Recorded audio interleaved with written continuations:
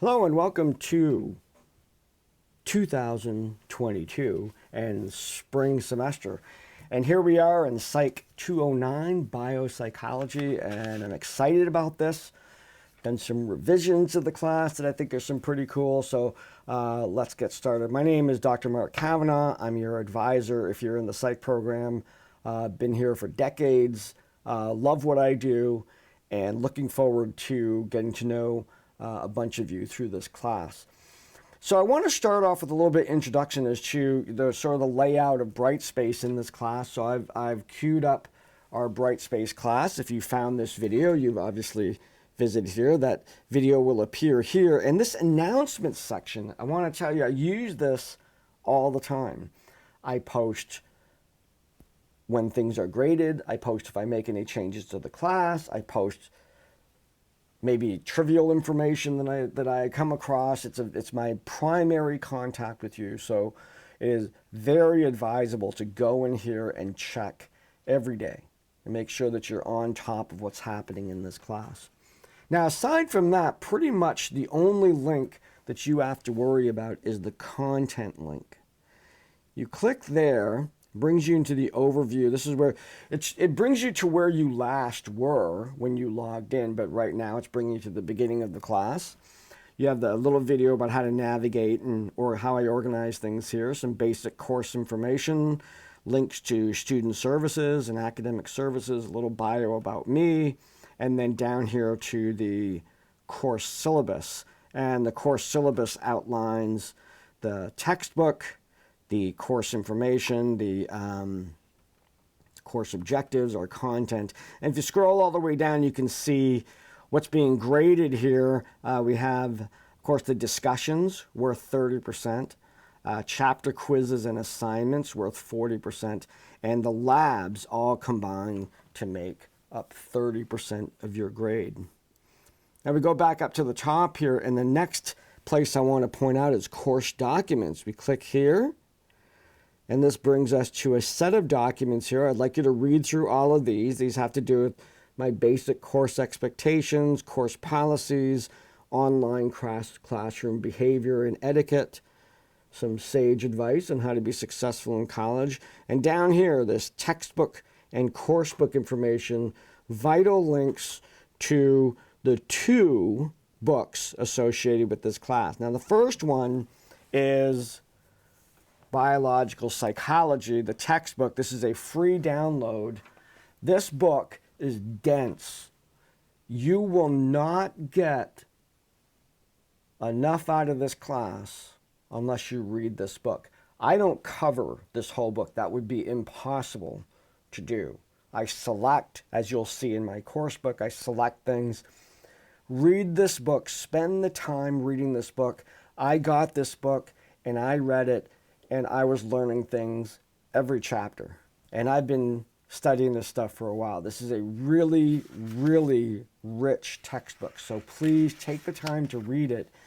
Even though there is enough material in the course book to kind of get things done, you're going to be giving yourself a disservice. This is a great, great textbook. Now, this textbook, each chapter aligns with a chapter in my course book. If you've taken a class here before, you know that the social sciences classes are all based on these course books that I wrote. So the course books down here, here's the biopsychology course book. That is available as a downloadable free PDF, a downloadable EPUB. I've submitted it to Apple Books, so you could actually buy a downloadable version that has continual updates if you want to do that. And this is brand new. They're available as print. So if you wanted to get a print version of this, you can get that on Amazon now. They're published on Amazon for $29.99. So that's totally up to you. It's available for free as a digital, but some people really like to have the print version, so I made an effort to make that available. Now that course book looks like this. Here it is on my computer, and if I go to the index here, you can see all the content laid out into the each chapter. So let's pick this chapter on synapses. That's chapter 3, And if I start going through here, here's an attention getter here, kind of getting you into the mood for the content for chapter 3, some links here. And you'll see these QR codes right here. These are actually embedded in here for the print version. The links don't work in a print version, but all the links in the class have a QR code. So if somebody did get the print version, they can scan this with their phone, and it could bring them to the website or video or whatever it is. I've linked to that. You describe the learning outcomes for this particular chapter, and then we get into the teaching, and this contains images. When the movies come up here, in this particular player here on my computer, I have to give it permission to actually load the videos, and it will do that. And there we go. The video actually loads right in this document. I could play it live, and it'll start right there. Play it right in the document. There's a link, because this won't play in a PDF. It only plays in the other versions. There's a link that you can link, and that will bring you to the YouTube video or whatever link that I have there. And then, of course, the QR code here for the print versions. Make your way through all of this content, and you get, oh, lots of videos, lots of content here. And you get to the assessment section here, and this is where you're going to find information on the things I want you to do that are graded. So in this particular chapter, there's a discussion on hormones, and you're going to be discussing that. And then there's a quiz on neurotransmitters, and there's the questions for the quiz. Right there. So you get your answers ready ahead of time, because they're right there. You can read this offline, and then you get everything ready, and when everything's all ready to go, you log into Brightspace and you submit your work. So you don't have to hang out in Brightspace very much. Now that said, let's go back into Brightspace right now, and we've explored the documents. The next link here is the course timeline. Now the course timeline is exactly that. For each week, I outline what chapter we're going to be doing and what you're responsible for. What you're responsible for is in red. So here at Chapter 3 on synapses right here, that's the one we just looked at. You see that's due the week beginning February 7. We're going to be doing 2 chapters that week, Chapter 3 and Chapter 4. And there's a Chapter 3 discussion, quiz, and the Chapter 4 discussion, quiz, and assignment that's due that week. Now the descriptions of all of those things are in the course book. So you have to download that course book.